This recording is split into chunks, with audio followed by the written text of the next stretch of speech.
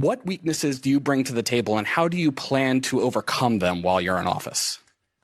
That's a great question, Joe. Well, I am certainly not perfect, so let's start there.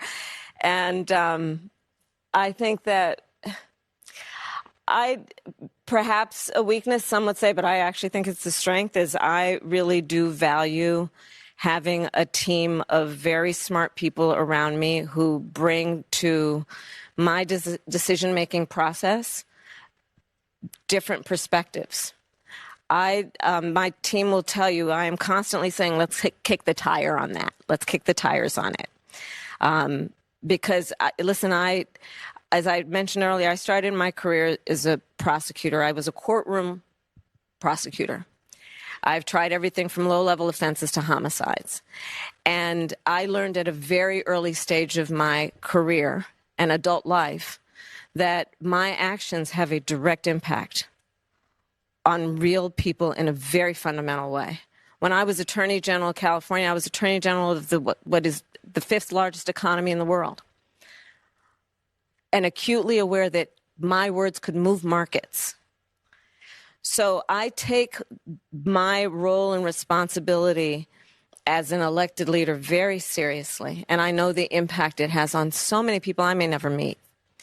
And that is why I engage and bring folks around. So I may not be quick to have the answer as soon as you ask it about a specific policy issue sometimes, because I'm going to want to research it. I'm going to want to study it. I'm kind of a nerd sometimes, I confess. And some might call that a weakness, especially if you're, in an interview or just kind of, being asked a certain question and you expected to have the right answer right away. But that's how I work. You said you were in Hong Kong during the deadly Tiananmen Square protests in the spring of 1989. But Minnesota Public Radio and other media outlets are reporting that you actually didn't travel to Asia until August of that year.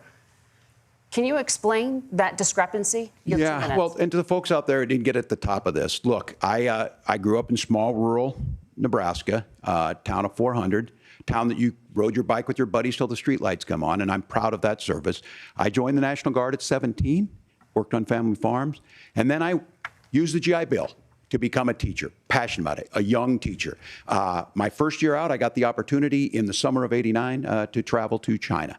35 years ago, be able to do that. I came back home and then started a program to take young people there. We would take basketball teams, we would take baseball teams, we would take dancers, and we would go back and forth to China. The issue for that was to try and learn. Now, look, my community knows who I am. They saw where I was at.